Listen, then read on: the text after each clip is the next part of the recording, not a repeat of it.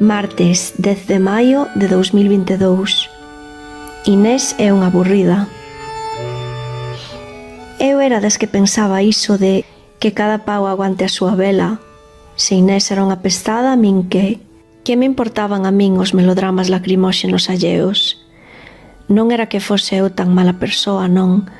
A verdade é que dicindo así como acabo de explicar, parece que eu fose unha especie de monstro egoísta, aínda que un pouco bastante despreocupada dos demais si que era, a dicir verdade.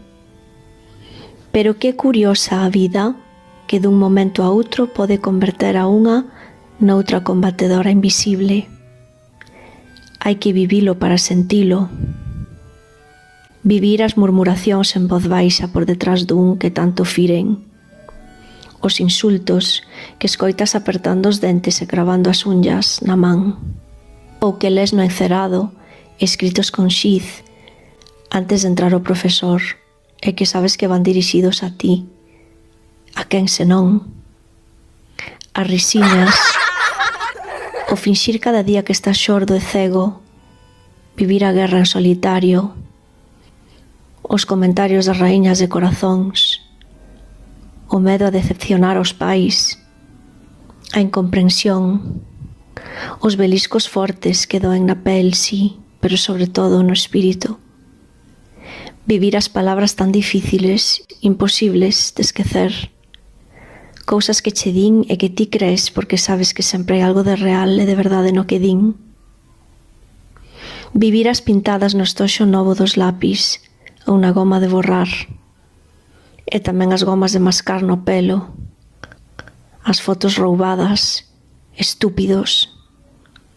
O desprezo, a indiferenza, o odio, a soidade, a caída por un burato profundo, real ou metafórico. O rexeitamento, o illamento, a rabia, os berros reprimidos e afogados, a gana de cuspirlles un a ver se vos portades ben por unha vez e morredes, fillos de... A impotencia, os bicos con lingua por obrigación, bicos de toxo, o noxo, as falsas acusacións que os profesores creen, as burlas para intentar ridiculizar, a exclusión, porque ninguén te invita xa ás festas de aniversario, ou as quedadas con amigos.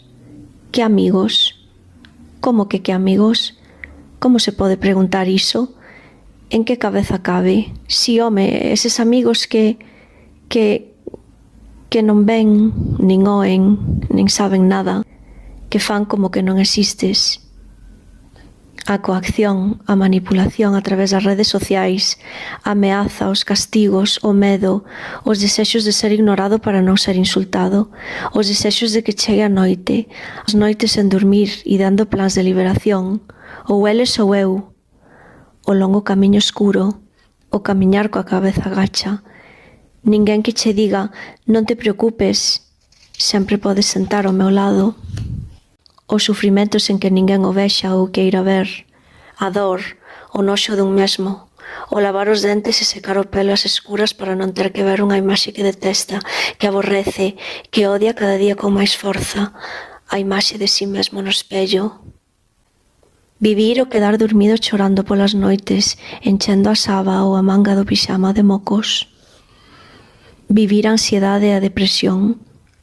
Algúns mestres cegos, os rapaces que miran para outro lado, os rapaces que din que cada pau aguante a súa vela, mentres un se sinte unha M, e cun pouco de sorte saca forzas para seguir así un día máis, e outro, e cun pouco máis de sorte un día acaba por deixar de sentir. Os brazos, os pés, as mans, todo convertido pouco a pouco en pedra. Ao tempo que vai vendo, pouco a pouco tamén, anaquiños dun que desaparecen.